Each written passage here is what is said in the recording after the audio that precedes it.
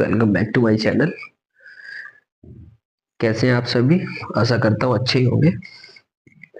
तो आज हम बात करने वाले हैं प्रोफेशनल एथिक्स के एक इम्पोर्टेंट चैप्टर की, जिसका एक क्वेश्चन है न्यायालय की अवमानना क्या है एवं इसके विभिन्न प्रकार। तो देखते हैं। न्यायालय की अवमानना बेसिकली दो प्रकार से होती है, सिविल अवमानना, सिविल कॉन्टेम्प्ट, और आपराधिक अवमानना, क्रिमिनल कॉन्टेम्प्ट। महत्वपूर्ण निर्णय एवं महत्वपूर्ण धारणाएं जो इसके अंतर्गत बनी हुई है एवं संविधान के न्यायालय की अवमानना और निष्कर्षण। अब न्यायालय की अवमानना क्या होती है? Contempt of court. न्यायालय की अवमानना वह कार्य है जो न्यायालय की गरिमा को ठेस पहुंचाता है, उसके आदेशों की अवहेलना करता है या न्यायालय प्रक्रिया में बाधा उत्पन्न करता है।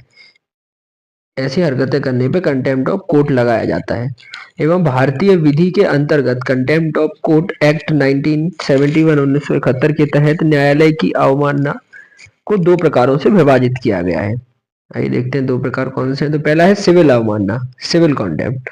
धारा 2B के अनुसार यदि कोई व्यक्ति न्यायालय के आदेश, निर्देश या निर्णय या डिग्री का पालन करने में असफल होता है तो उसकी अवहेलना करता है, तो यह सिविल अवमानना हुई। इसके उदाहरण में हम समझ सकते हैं कि किसी न्यायालय के द्वारा दिए गए आदेश के बावजूद संपत्ति को खाली न करना एवं अदालत के निर्देश के अनुसार किसी के कर्ज का भुगतान न करना, यह सिविल अवमानना में आएगा। कुछ महत्वपूर्ण निर्णय भी इसमें आए हुए हैं। अलीगढ़ मुस्लिम यूनिवर्सिटी बनाम मंसूर अली खान 2000 में ये हुआ था। इस मामले में कहा गया था कि आदेश की अवज्ञा स्पष्ट और जानबूझकर होनी चाहिए। दूसरा जो है वह हरिशंकर तिवारी बनाम न्यायालय 2003। इस मामले में न्यायालय ने स्पष्ट किया था कि सिविल अवमानना में सजा का उद्देश्य आदेशों का पालन सुनिश्चित करता है। सेकंड प्रकार आपराधिक अवमानना, क्रिमिनल कॉन्टेम्प्ट। धारा 2C के अनुसार आपराधिक अवमानना में ऐसे कार्य सम्मिलित होते हैं जो कि इन कार्यों से निर्धारित होता है कि यह आपराधिक अवमानना की गई है।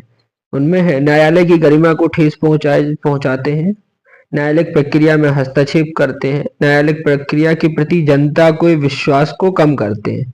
उदाहरण के लिए न्यायालय के न्यायाधीशों के खिलाफ अपमानजनक बातें करना, न्यायालय की प्रक्रिया को बाधा उत्पन्न करना।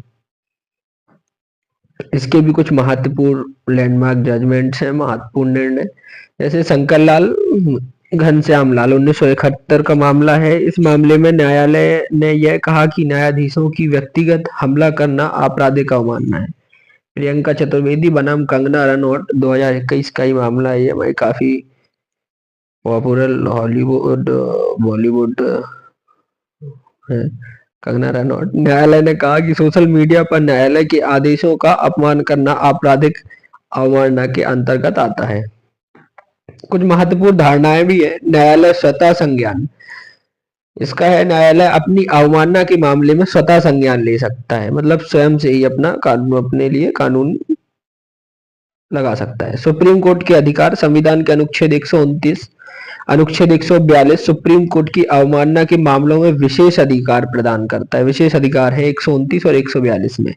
सजा, कॉन्टेम्प्ट ऑफ कोर्ट 1971 धारा 12 के अनुसार अवमानना के लिए अधिकतम सजा 6 महीने की कैद या 2000 रुपया या दोनों से ही की जा सकती है। आगे अब देखते हैं संविधान और न्यायालय की अवमानना में क्या अनुच्छेद है। संविधान का अनुच्छेद 19(1)(a) में हमें अभिव्यक्ति की स्वतंत्रता प्रदान करता है, लेकिन अनुच्छेद 19(2) के तहत इस स्वतंत्रता पर न्यायालय की गरिमा की रक्षा के लिए उचित प्रतिबंध लगाए जा सकते हैं। निष्कर्षण है कि न्यायालय की अवमानना का उद्देश्य न्यायपालिकाओं की गरिमा और प्रभावशीलता को बनाए रखना है। यह सुनिश्चित करता है आवश्यक है कि न्यायपालिकाओं पर जनता का विश्वास बना रहे। बाकी हम नेक्स्ट चैप्टर में देखते हैं।